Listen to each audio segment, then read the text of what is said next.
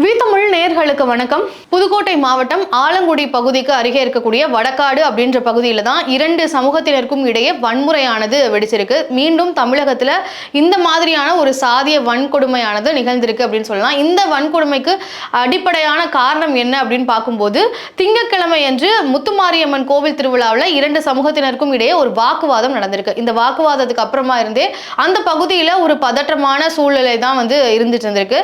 அதுக்கு முன்னாடி இருந்தே இந்த அங்க வசிக்கக்கூடிய தலித் மக்களுக்கும் சாதிய இந்துக்களுக்கும் இடையே ஒரு பகைமை உணர்வு, ஒரு நல்ல சூழல் கிடையாது அப்படின்றதான் சொல்லியிருக்காங்க.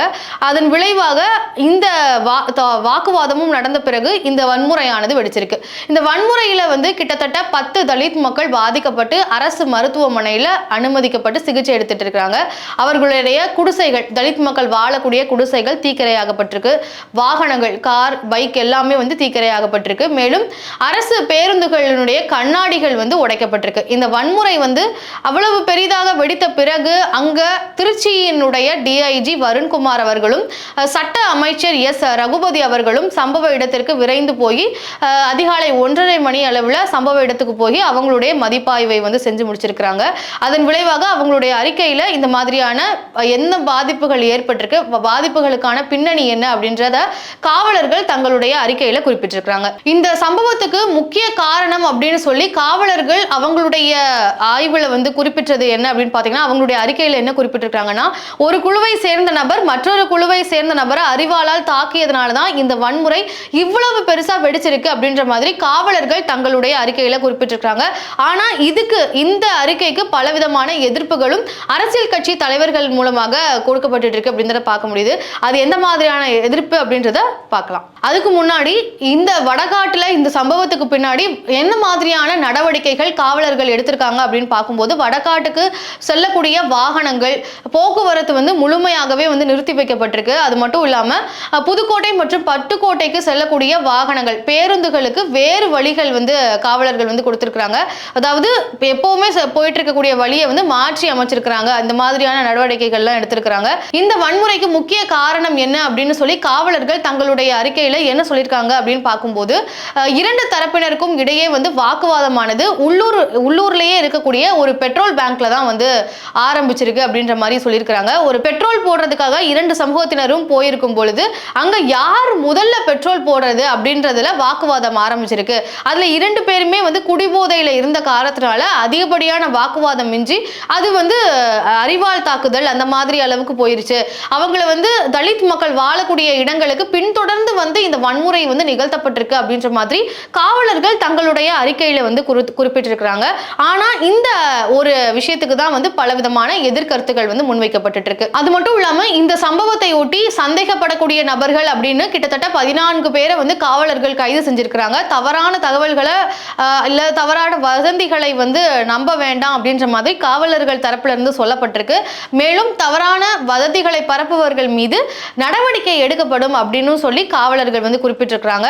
அதே மாதிரி ஆதாரங்களின் அடிப்படையில், சந்தேகத்தின் அடிப்படையிலும் கிட்டத்தட்ட 14 நபர்கள் கைது செய்யப்பட்டிருக்கிறாங்க. தலித் மக்கள் கொடுத்த கம்ப்ளைண்டோட அடிப்படையில் SC ST வன்கொடுமை பிரிவின் கீழே வழக்குகள் பதிவு பண்ணப்பட்டிருக்கு. அதே மாதிரி சாதிய இந்துக்கள் கொடுத்த கம்ப்ளைண்டின் அடிப்படையில் வன்முறையை தூண்டுவதற்காக, அதே மாதிரி சாதிய இந்துக்கள் கொடுத்த கம்ப்ளைண்ட் அடிப்படையில் கொலை முயற்சி அப்படின்ற அடிப்படையில் வழக்குகள் பதிவு பண்ணப்பட்டிருக்கு அப்படின்னு சொல்லி போலீசார் தங்களுடைய அறிக்கையில குறிப்பிட்டிருக்கிறாங்க. இந்த காவல்துறை அறிக்கையில குறிப்பிடப்பட்டிருக்க அந்த வன்முறைக்கு காரணங்கள் அப்படின்னு சொல்லி அந்த பெட்ரோல் பங்க்ல நடந்த ஒரு விஷயம் தான் இந்த குடிசைகள் எரிப்புக்கு முதற்கட்டமா காரணம் அப்படின்னு சொல்லி காவல்துறை அறிக்கையை முற்றிலுமாக எதிர்க்கிறாரு விசிக கட்சியின் தலைவர் தொல் திருமாவளவன் அவர்கள். அவர் என்ன காரணம் குறிப்பிடுறாரு அப்படின்னு பார்க்கும்போது, அந்த முத்துமாரியம்மன் கோவில் திருவிழாவில் வாக்குவாதமானது ஏற்பட்டிருந்தது அப்படின்னு சொல்லியிருந்தேன் இல்லையா, அது என்ன வாக்குவாதம் அப்படின்னு பார்க்கும்போது, அதுல காலங்காலமாகவே அந்த முத்துமாரியம்மன் கோவில் திருவிழாவில் தேர் இழுப்புறது அப்படின்றது ஆதி திராவிட மக்கள் தான் தேர் இழுப்பாங்களாம். அப்படி தேர் இழுக்கும் போகும்பொழுது இந்த முறை சாதிய இந்துக்கள் தரப்புல இருந்து இவங்களை ஏதோ பெயர் சொல்லி அவங்களை வம்பிழுத்ததாகவும் அதுல ஏற்பட்ட வாக்குவாதத்தின் வெளிப்பாடு தான் இந்த வன்கொடுமை, இந்த வன்முறை அப்படின்னு சொல்லி திருமாவளவன் அவர்கள் சொல்றாங்க. திருமாவளவன் அவர்கள் என்ன சொல்றாங்க அப்படின்னு பார்க்கும்போது, அந்த முத்துமாரியம்மன் கோவில் திருவிழாவில் காலங்காலமாகவே தேர் இழுக்கிறது அப்படின்றது ஆதி திராவிட மக்கள் தான் இழுத்து தொடங்கி வைப்பாங்க. அப்படி இந்த முறை தேர் இழுக்க போகும் பொழுது ஆதி திராவிட மக்களை அங்க இருந்த சாதிய இந்து மக்கள் ஏதோ சொல்லி திட்டாங்க அப்படின்ற மாதிரி தான் அங்க வாக்குவாதம் ஏற்பட்டிருக்கு. இந்த வாக்குவாதத்தின் வெளிப்பாடு தான் இந்த வன்முறை. ஆனா காவலர்கள் வெறுமனே இது ஒரு தனிப்பட்ட நபர்களுக்கு மீது நடந்த ஒரு கான்வர்சேஷனுடைய அடிப்படையில தான் இந்த ஒரு தலித் மக்கள் மீது இந்த வன்கொடுமை நடந்திருக்கு அப்படின்ற மாதிரி அவங்களுடைய அறிக்கையில குறிப்பிட்டிருக்காங்க. இது சரியான புலனாய்வு இல்லாமல் குறிப்பிடப்பட்ட ஒரு குற்றச்சாட்டு அப்படின்ற மாதிரி தொல் திருமாவளவன் அவர்கள் அவருடைய கண்டனத்தை வந்து பதிவு பண்ணியிருக்கிறாரு. மேலும் இது ஒரு தீண்டாமையினுடைய வெளிப்பாடாக நிகழ்ந்த வன்முறை தான், இது தனிப்பட்ட நபர்களின் மேல இருக்கக்கூடிய தனிப்பட்ட நபர்களினுடைய வாக்குவாதத்தினுடைய காரணமாக இந்த வன்கொடுமையை நம்ம எடுத்துக்க கூடாது அப்படின்ற மாதிரி திருமாவளவன் அவர்கள் ரொம்பவே காட்டமா அவருடைய பதிவை வந்து முன் வச்சிருக்கிறாரு. அது மட்டும் இல்லாம காவலர்கள் வந்து சரியான விசாரணை இல்லாமையே அவங்களுடைய அறிக்கையை வந்து வெளியிட்டது முற்றிலும் தவறான ஒரு செயல் அப்படின்ற மாதிரி சொல்லியிருக்கிறாரு. ஏன்னா எந்த ஒரு கேஸ் இந்த மாதிரி எந்த மாதிரியான வன்கொடுமையாக இருந்தாலும் அவங்களுடைய விசாரணையை முடிக்கிறதுக்கு முன்னாடியே யாருமே வந்து அவங்களுடைய அறிக்கையை வெளியிட மாட்டாங்க. ஆனா இந்த புதுக்கோட்டை காவல்துறை வந்து சரியான முறையில் விசாரிக்காம விசாரணை செய்யாமலேயே வந்து அவங்களுடைய அறிக்கையை வந்து வெளியிட்டுட்டாங்க அப்படின்ற மாதிரி திருமாவளவன் அவர்கள் குற்றம் சாட்டியிருக்கிறாரு. அதே மாதிரி ஒருவேளை காவல்துறை சொன்ன குற்றச்சாட்டு, காவல்துறை தன்னுடைய அறிக்கையில சொல்லியிருக்கக்கூடிய காரணம் வந்து உண்மையாகவே இருந்தாலும் புலனாய்வு முடியறதுக்கு முன்னாடி இந்த மாதிரி காரணத்தை வெளியில சொல்லக்கூடாதுன்றதுதான் விதி அப்படின்ற மாதிரி திருமாவளவன் வந்து சொல்லியிருக்கிறாங்க. அதை தாண்டி ரத்த வெள்ளத்துல இருக்கக்கூடிய அது தலித் மக்கள் பாதிக்கப்பட்ட மக்கள் மீதும் வழக்குகள் போடப்பட்டிருக்கு. யார் பாதிக்கப்பட்டிருக்கிறாங்களோ அவங்களையுமே குற்றவாளியாக சேர்த்திருக்கிறாங்க.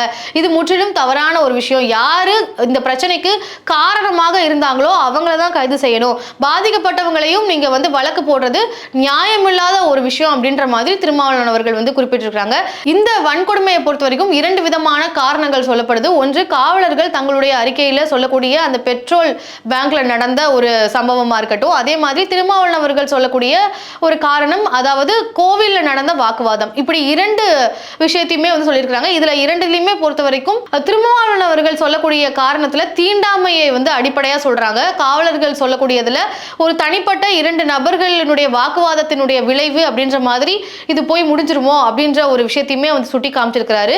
என்னதான் இரண்டு காரணங்கள், ஒருவேளை காவலர்கள் சொன்னது உண்மையாக இருந்தாலும் சரி, இல்லைன்னா திருமாவளவன் அவர்கள் சொன்னதுதான் இதற்கு முக்கியமான காரணம், இதுதான் அடிப்படையான காரணமா இருந்தாலுமே பாதிக்கப்பட்டது என்னவோ தலித் மக்கள் தான். கிட்டத்தட்ட 10-12 தலித் மக்கள் வந்து அரசு மருத்துவமனையில சிகிச்சை எடுத்துட்டு இருக்காங்க அப்படின்றத நம்மளால பார்க்க முடியுது. தீண்டாமை அப்படின்றது கிட்டத்தட்ட தமிழ்நாட்டினுடைய கிராமங்கள்ல இன்றளவும் இருந்துட்டு இருக்கு அப்படின்றதுக்கு இந்த வடக்காடு சம்பவம் இப்போ 2025 இதுவுமே ஒரு சாட்சியா ஆட் ஆயிருக்கு அப்படின்றத நம்மளால பார்க்க முடியுது. தீண்டாமை அப்படின்றது வரக்கூடிய காலங்கள்லாவது நிறுத்தப்படணும் அப்படின்றதுதான் எல்லாருடைய வேண்டுகோளாகவும் இருந்துட்டு இருக்கு. மக்களும் அதை புரிஞ்சுட்டு செயல்பட ஆரம்பிக்கணும். காவலர்கள் எதற்காக இதை வந்து ஒருவேளை திருமாவளவன் அவர்கள் சொல்லக்கூடிய காரணம் உண்மையாக இருந்தால் காவலர்கள் எதற்காக இப்படி ஒரு அறிக்கையை கொடுக்கணும் அப்படின்ற மாதிரியான கேள்விகள் எல்லாம் எழும்பியிருக்கு. இந்த சம்பவத்தை ஒட்டி மக்களாகிய உங்களுடைய பார்வைகள் என்னவா இருக்கு அப்படின்றத கண்டிப்பா கமெண்ட் செக்ஷன்ல சொல்லுங்க. நன்றி.